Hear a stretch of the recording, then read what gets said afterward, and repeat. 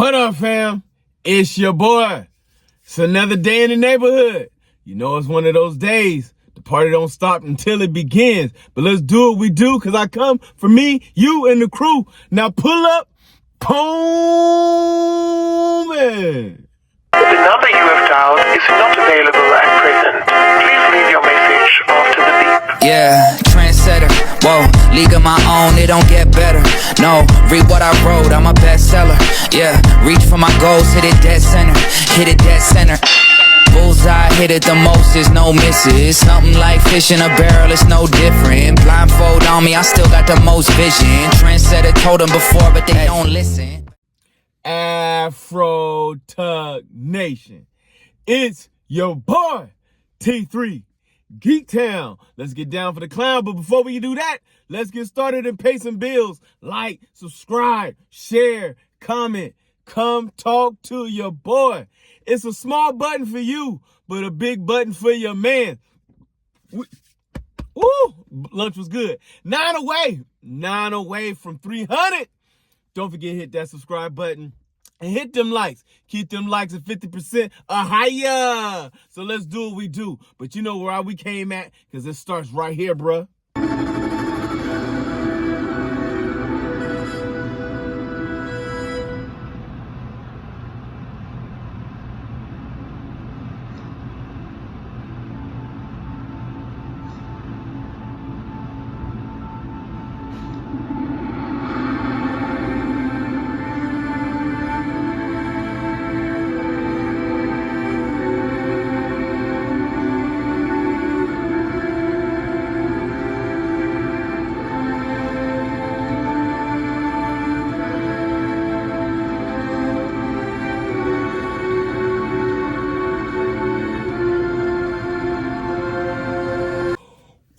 The last 3 episodes, final season, final episodes, final things of Andor.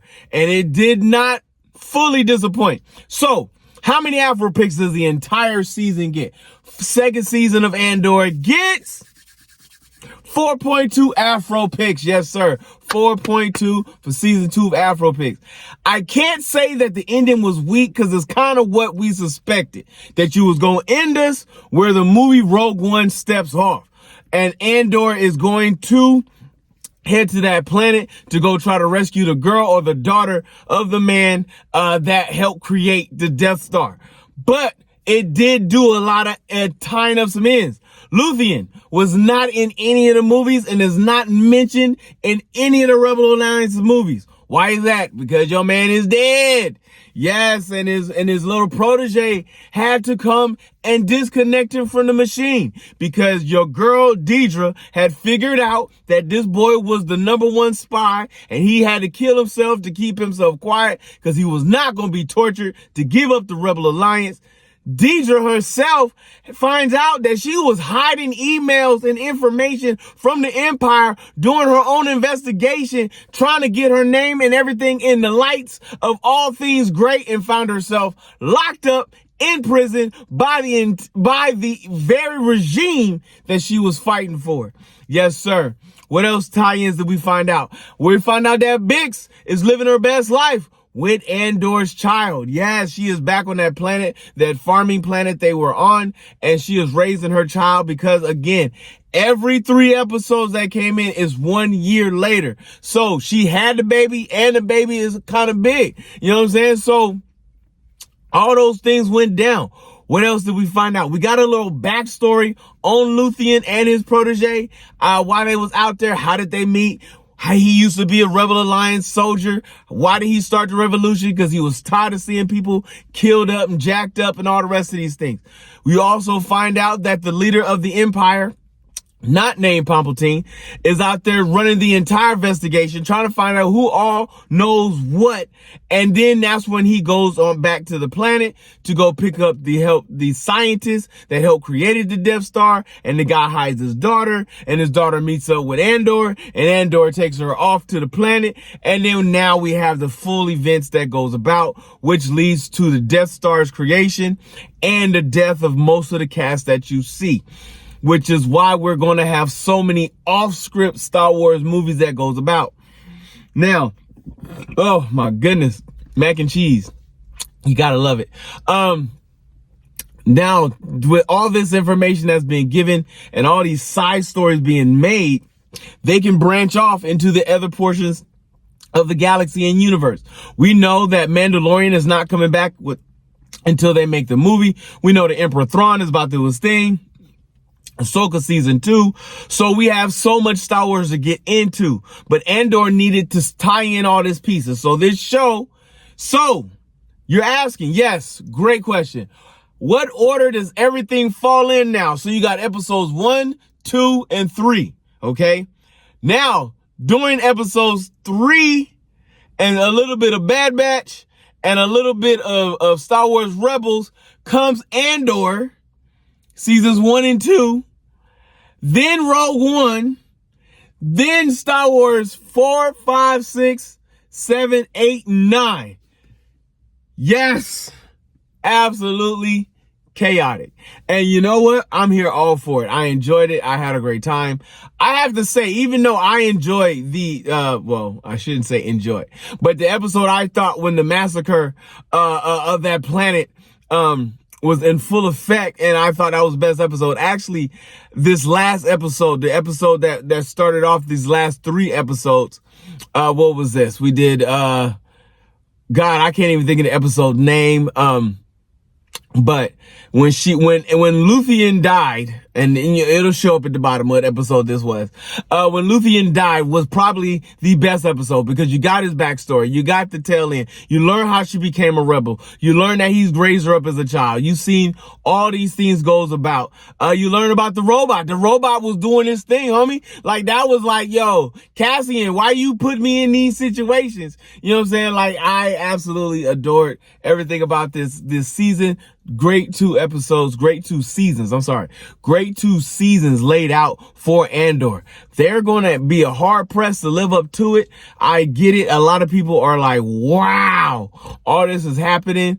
And then on top of all of that, your man sees the trailer for this drops. Today, the Secretary of Defense said he was going to look into your actions. That's funny. My actions? I stopped a war. Maybe. Not maybe. I did. In effect, you illegally entered a country. This is how you're gonna be? I'm not the one being interviewed, Superman. Did you consult with the president? No. You seemingly acting as a representative of the United States representing anybody except for me. Around the world. And doing good.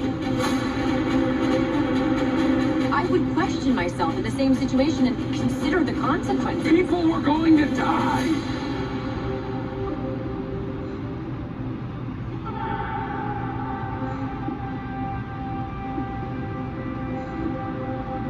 Hey, buddy. Eyes up here. Yes, sir. We got a new Superman trailer. Bro ham. You are making this more and more intriguing. Am I excited? No. Do I still have low expectations? Yes. But you're adding more story, more flavor. Superman actually looks like an actual character. He doesn't look like a cardboard cutout. The Lois Lane character seems to be a very hard-hitting reporter.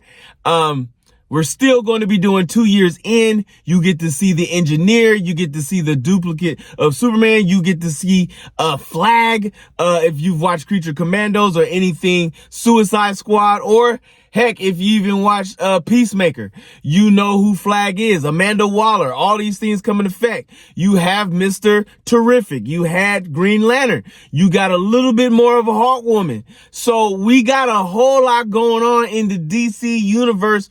With that being said, July 11th, Judgment Day. Yes. Am I going to try to see this early? Yes. Am I going in with a critical and judgmental eye? Absolutely. So, with that being said, and with all things coming about and all things being real, we're going to see. We're going to see where this goes. We're going to see how this rides out, and we're going to see how we roll out and how we dip out. But, you know, we got to be on top of the game.